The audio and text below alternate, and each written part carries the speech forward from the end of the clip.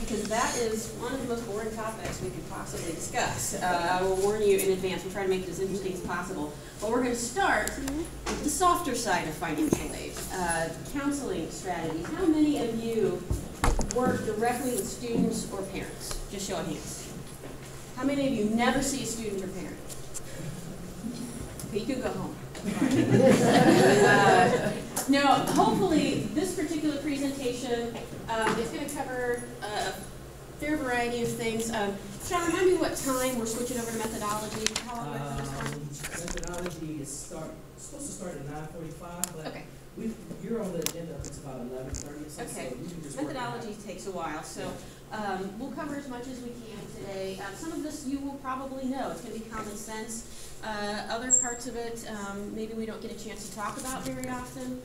And hopefully it will give you an opportunity to kind of reflect, think a little bit about not just how to interact with students and parents, but colleagues as well. So if you're not on those front lines on phones, having somebody sitting in your office is still helpful stuff to remind ourselves of. And this is mostly a reminder. It's just that in financial aid, we spend the majority of our time talking about most of what you've been talking about for the last 2 days, which are a lot of rules, a lot of regulations. There are so many. When we get together for professional conferences, that's what we end up spending our time on, and we miss this piece. So I thought it'd be a good way to start the morning. So what is counseling like in financial aid? What does it look like? A lot of us, some of our titles are financial aid counselor, depending on what your role is. Sometimes they call us officers. That has a very different connotation than counselor. But when you think of the word counselor, a lot of times you think of this, right? Somebody comes in, they tell you their story, you're there. How many have had this happen to them? The student comes in and you hear a story. You hear about their life, and sometimes they cry. I keep a box of tissues on my desk because particularly this time of year when they got that financial aid award letter, or as they like to call it, their reward letter, when they get it, they think their dreams are crushed if their family can't meet that EFC. And so, or they've got life circumstances that change. So a lot of times there's this in-person interaction, but that's becoming less and less common, particularly depending on the type of school you are and the day and age you live in. A lot of times this stuff is happening over the phone. And so it looks a lot more like this. You've got somebody on the line and you're talking to them. Sometimes it feels more like this. You've got somebody on the line and they're a little bit more upset. And so we're going to talk about these different kinds of scenarios and how we kind of relate to folks. A lot of it is also through email. We've got a lot of email correspondence. We're going to talk about language and email and things like that as well as we go through this. I'm going to share a customer service experience, and I know that we're not supposed to always talk about ourselves as customer service, but in a lot of ways that's what we're doing. We're representing our institution. People call us for help, they've got a question. Late one night, I was moving into a new home and was trying to get my internet service set up, and it didn't work. And I couldn't get on the internet, and it was after call hours. And so what they had was this, they have an online chat, so I was on my cell phone. All right, so this is a screenshot from my cell phone talking to someone and who knows where, trying to explain to them that I didn't have internet service. And Carlo was my handy helper. This is a screenshot of what Carlo said to me. It started with, "This is not the login for your internet," which isn't what I asked at all, right? The sentence before this, which wouldn't fit on my screen, was, "Hi, I don't have internet access." And he's like, "This is not the login for your internet." And then Carlo says, "We have access to the router for us to make sure that it has the AT&T login. I can give you that login. But we cannot access it provided that we have the administration login." You notice I've said nothing in this yet, right? Then Carlos says, "You cannot access the bedroom unless you have the key to the main door." What? This is my AT&T representative. And the last sentence, "This is the same thing we are doing." Now here's what I think happened with Carlo. I didn't keep AT&T internet, by the way. I switched it. And I wouldn't tell you it was AT&T except it's in the text. So, but the thing about this is, I think Carlo was trying to make an analogy.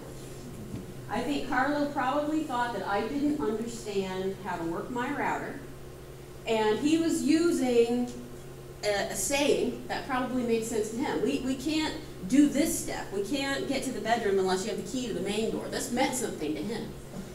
But at midnight, when I'm sitting on my cell phone and I haven't said anything yet, and this is the string of text that I get, that didn't mean anything to me. And we'll talk about ways we try to relate to people, and a lot of times we have to think about who our audience is. There's a good chance, who knows where in the world Carlo was writing me from at this time to try to help me with my access problem, but this saying is not a common saying for me. And so I, at this point, thought Carlo was crazy. And we never know when we're talking to somebody what their frame of reference is. Something that may be very common for us may not be so common for them. Using analogies can be really helpful. It can also be the thing that makes somebody decide maybe they don't want to go to your institution because they have such a hard time relating to you. And what we don't want to do is deter students and families from attending. This was just the most extreme example of this person is not a good relator. But think of that when you're using phrases and analogies. Over email, this is a sample financial aid exchange. I made this up. This did not happen at Duke University. I just want to let you know that. But it's an example of a culmination of things that I have seen happen. Email from a student. Hi, my name is Chris. I've been accepted to Duke and I'm very excited to be on campus in just a few short months. I filled out an aid application, but I haven't received my aid letter yet. Do you know when I will get that? Also, I'd like to make an appointment with you as soon as possible. We just found out my mom's being laid off at the end of this month, and we are worried about how to afford the bill for Duke this fall. Can I talk with someone about what options we may have? Looking forward to hearing from you soon. Your newest Blue Devil, Chris. All right. Here's a sample response to Chris. Dear student, first of all, dear student, sorry our reply was delayed. We didn't have your EMBL ID, so we had to look up your contact info in the system to get back to you. Your aid isn't ready because we can tell your ICER's been rejected with CPS. You'll need to do a correction, sign with your PIN, and put in our school code in order for us to proceed. It's 002920, just to be helpful. That said, we can tell that you've been selected, so we won't be able to PJ until we get either your 1040 transcript or you do the FAFSA IRS data retrieval. Of course, we're an IM school, so we don't know your exact EFC until we get everything from IDOC. In the meantime, you should use our net price calculator to try to gauge what your PC will be if you can estimate your 14 info. That might help. Our counselors are busy with need analysis at this time, so we won't be able to schedule an appointment until your package is done. At that time, we can schedule something. Hope this helps, Fin 8. So, you're Chris. I'm the Blue Devil. This probably sounds like Chinese, right? This doesn't mean anything. And yet, how often does the word ICER roll off our tongue? Or even the word package. You know, we say your financial aid package. Well, in the mind of someone who doesn't deal with this every day, that means something that comes from UPS, right? Your financial aid package. We call it an award letter, but really what we're talking about is your aid, your financial aid letter. They understand that word. But if you just talk about a package, that's a little bit confusing. EFC, they may know what that means if they've completed the FAFSA, but a lot of people don't, especially when we're using it as an acronym. They might know if you say expected family contribution. And the danger with that is, let's say they know the words expected family contribution, or they know what EFC stands for. How many people understand what EFC means? Right? Because they think that's what they pay to go to college. And that's not always the case. And so we have to be very careful in our communication. What's one other problem right off the bat that we've got with this in terms of an email? Yeah, dear student. It's not from anybody, and I will say we have worked on this in our office, but one of the things that, just because of the volume, and I know we all have volume of applications in our offices, there's a really nice feature in Microsoft Outlook called Quick Parts, right? And you can save little answers to things, and you can do it by subject. And so, you know, our folks who are, as we go through that main Fin 8 email where everything filters through, there's a lot of copy and paste coming out of these things, and it makes it very impersonal. If you don't take the time to personalize it, you're going to end up with Dear Student, And that was something that we worked really hard with our staff to always make sure that we address someone however they chose to sign their name. And how many of you have had this or received an email like this when you tried to contact someone and what that feels like? Again, this student just told you something very personal, right? Mom lost a job. And you get back something, this person isn't, you know, I'm so sorry to hear about that. That would have been a nice way to lead in with it. But it's very easy for us in the technicality of everything it's very easy for us to forget. We're dealing with people and their stories. And, you know, we see their incomes and we forget that those numbers tell a story. We want to make sure that comes through. And I think, yeah, so I'm about to tell you a story. And I'm not supposed to do this in a presentation, so this breaks the presentation rules entirely, and I understand that. But I'm about to read some slides to you. I'm not going to make it quiet and make you read it to yourself. And as I read this quote, it's a long series of quotes to you, I want you to think about where you think this came from. Okay? Just try to guess what the source is for this. Counseling the student is the most critical and sensitive function that takes place in a financial aid office. It is imperative that financial aid administrators go beyond need analysis, administrative trivia, and paperwork and focus their attention on an important issue, the student. In our profession, we get so carried away with the maintenance of precise regulations and need analysis, adequate records, and efficient accounting procedures that we become engrossed administrators rather than concerned financial aid counselors who assist the individual student. Our financial aid functions are not simply fiscal in character. As financial aid officers, we cannot help but be involved, deeply at times, with the student's values, objectives, plans, sense of reality. The financial aid counselor recognizes the fact that, more often than not, financial problems may be the cause or effect of emotional problems, problems regarding concept of self, ability to succeed, sense of worth, acceptance of responsibility, need for independence. These are just a few of the conflicts which threaten the academic process of the financial aid recipient. We're almost done. It follows, therefore, that the aid counselor should have a broad general education combined with alertness to the world. The counselor's education should equip him or her with an understanding not only of management and fiscal matters, but also of psychological principles which underlie the counseling relationship. The counselor's psychological preparation should also give him or her an understanding of self, personal values, feelings, and needs, and how these affect work as a financial aid counselor. So, when was the last time someone in financial aid asked you about your personal values, feelings, needs, and psychological preparation? Ever? This isn't the kind of language that we hear very often about what it means to be a financial aid counselor. Where do you think this comes from? Guesses? Anything? Do you think I made it up?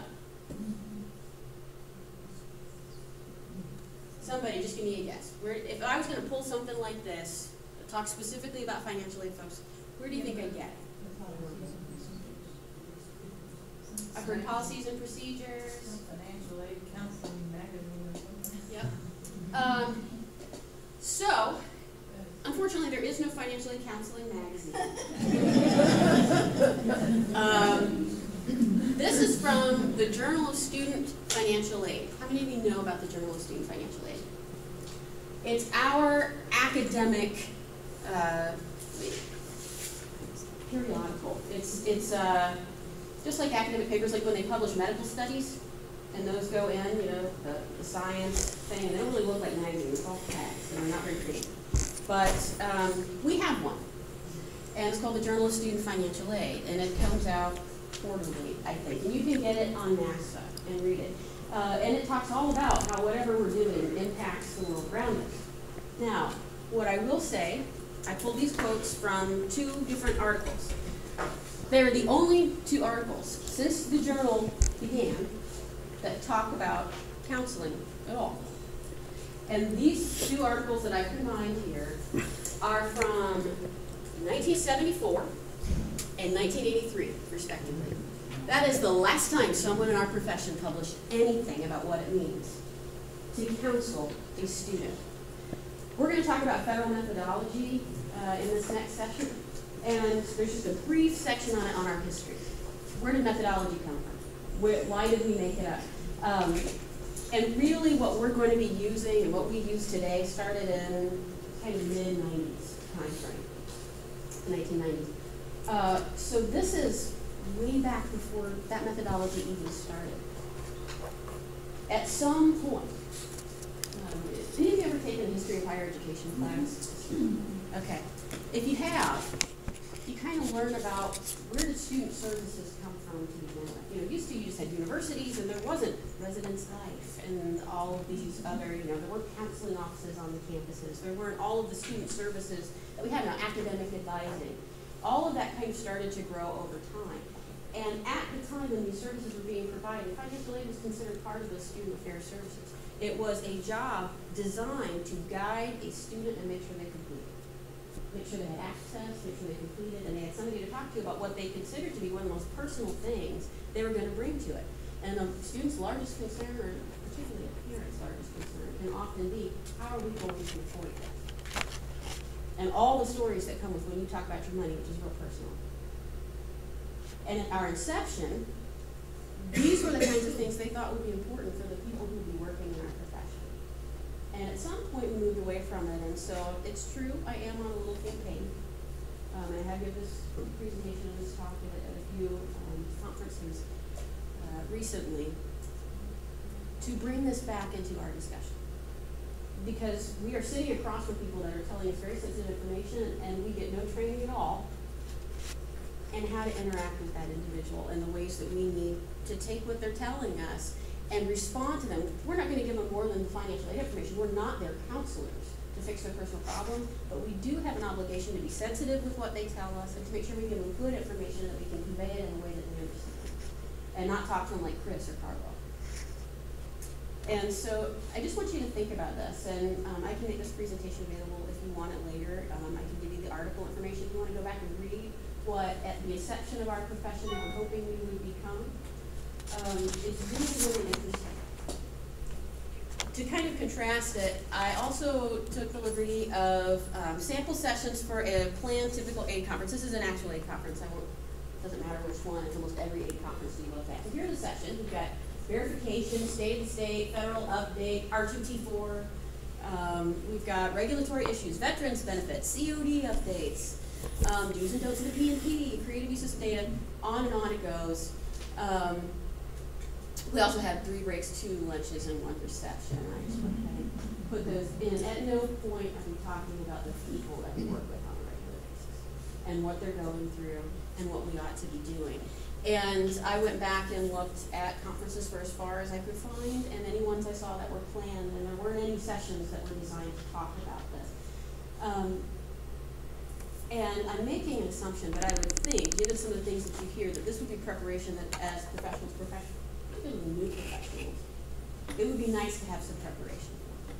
And so if this is something you would like to see at conferences, it's something that will only be provided with enough people to kind of begin to say, hey, this would be good training for us. And we'll talk about ways that you can incorporate on your campus, whether or not it's offered at a national conference or not. This is strictly an introduction to kind of raise your awareness of the issue. Quick overview of basic counseling skills. Again, this is not designed to be exhaustive. Some of this you will know. But this is taken strictly from a counseling textbook. I will say that our campus, we took our counselors, we brought someone in from the counseling office to do a day-long training with us on basic skills. And so this is part of that workshop, just so that when students show up, and a lot of times it happens once they move to campus, that's when the real stories come out about what's going on at home. They would have some tools to deal with it, and more than just a box of tissue sitting on the desk. So let's talk about listening. Everybody knows you're supposed to listen, right? We're like, yes, listening is a great communication skill. But there's a little bit more to it than just knowing that you're supposed to listen. The knee-jerk reaction oftentimes is